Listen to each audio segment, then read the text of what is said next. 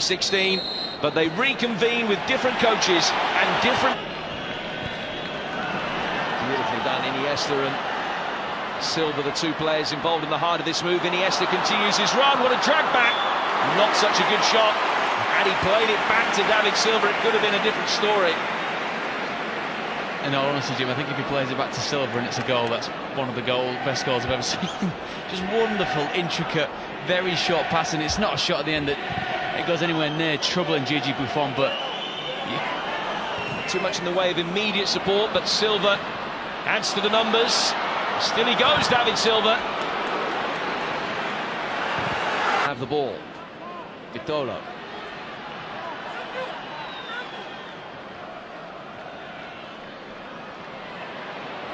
Nice reverse ball from Vitolo, and Mazzali decided to let it run. He was vindicated, but only thanks to the quick hands of Buffon, who flicked it away from the onrushing Diego Costa.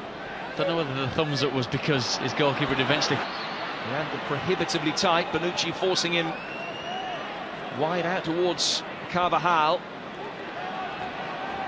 Right back still lurking with intent inside the penalty area. This is Silva, and the deflection takes it over for a corner. It's as much a test of concentration for Italy as it is tactics. It's to watch this game and you see how dominant Spain are on the ball, how intricate they are with the passing. He took the shot on the David Silva when a couple of seconds before. Points out only as far as Iniesta. Decent delivery back in from him, and Piqué's headed it wide. What a chance.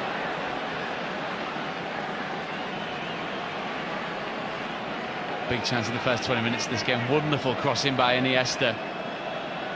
It looked like it actually came off Sergio Ramos, the last touch of the ball. That's Chilio with a header away.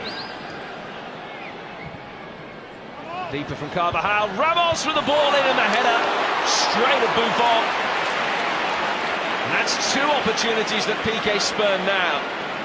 It's a wonderful header back by his centre-half partner in Sergio Ramos to Gerard Piqué. Silva, Carvajal, Vitolo, Costa making the near post run. He scoops it away for yet another corner.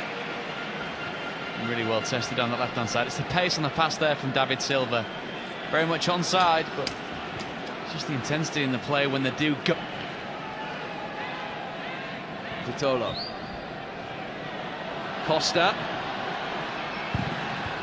Almost broke through for Vitolo. And there's a free kick. Offside. The flag was up, just to bail Italy out again.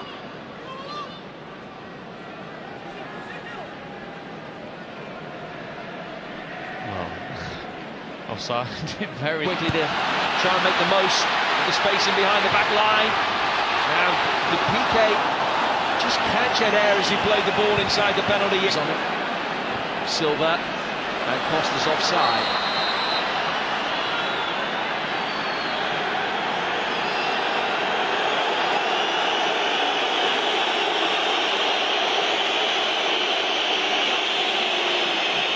Poor decision. Very clearly timed his run to perfection, but we have got him about keeping his emotions in check. He might have... Goalless at half-time. Scoreline doesn't really tell the story. Spain, the dominant force from the very first whistle.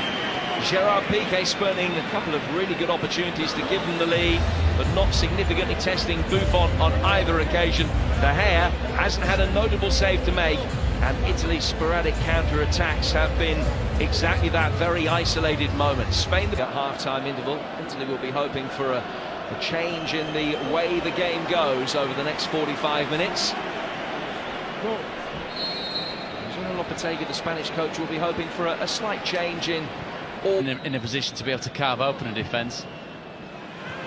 Wonderful pass from him. Koke's ball in not quite so good, and Romagnoli is in the right place to get it away. Earns the plaudits from his much more experienced compadres in that Italian back line. Golden generation that we saw of Spanish football in the next generation. Oh, a mistake by Buffon, a terrible mistake as well. Vitolo can capitalise. Spain lead, inch in by a goal to nil. And it's one of the biggest mistakes of his career. Gigi Buffon, a man who's achieved so much, has just had a moment to forget, and how significant it could prove to be.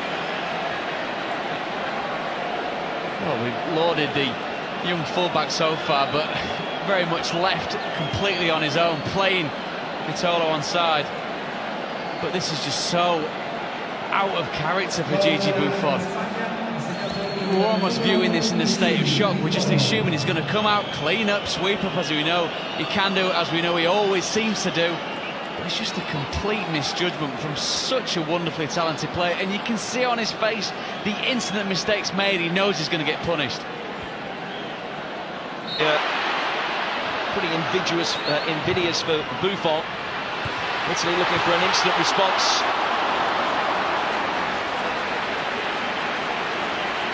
This sounds a bit of life from Italy in the reaction to going a goal down. Playing to the strength of Graziano Pella. I think they're just asking whether he could knock the ball down. Parola making the third man run into the 6-yard box unmarked. I think for all we've gushed and lauded about Italy doing what Spain have done effectively with a short one, and it's a decent ball in, missed then by Immobile.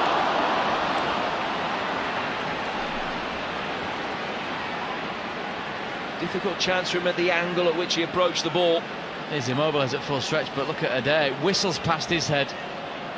He's the one with the better angle, the better look at the actual cross coming in, completely misjudges the ball. A great degree of fluency. It's a wonderful through ball here for Vitolo. Chance for two, and he's missed it. That surely would have put Spain out of sight. But he hasn't been able to hit the target. Should have really be 2-0 up now. This time he elects to stay on his line, Gigi Buffon, only coming out of the line.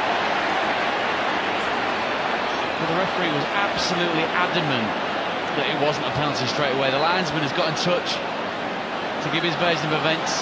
He does come together, he does get Adair. It's a good touch by Adair, he's still in control of the ball. But he can't. Ramos knows he shouldn't be trying to make the contact there. He might want to mitigate him, he might want to plead his case. I would say that the referee was not going to change his mind. He already has done, he's been informed by his assistant. And Italy think it should be a second yellow card for Ramos. It certainly isn't a red card offence these days, that, but they think it should have been a second yellow. De Rossi against De Gea. 1-1. And the long unbeaten home record might remain intact a wee while longer yet. They haven't created too much at all, but Ventura's men out of jail to get back on level terms. You get the feeling that it would be a mistake from Spain, perhaps a lapse in concentration that dragged Italy back into the match. It's a very classily taken penalty from Daniel De Rossi. Composure incarnate, but let's be honest, it's a position that Spain have put themselves in. I was actually quite surprised that the first instinct of the referee was not to give the penalty. I thought, to all intents, Here's Immobile trying to find a way through. Well, they're getting closer. They are getting closer. The game has completely turned. Such a lively presence and such a long portion of this game. They didn't have anything to anywhere near as energetic. I think there, you look at PK's reaction. Full credit to the honesty, but how often do we see a centre-forward go over in that instance? Florenzi.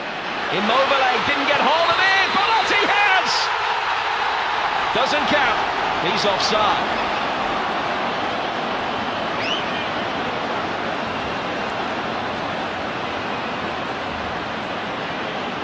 Real intensity to the play now, Italy.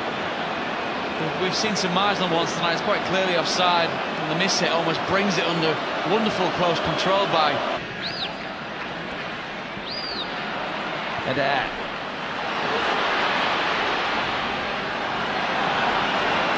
Beaten by Dani Carvajal.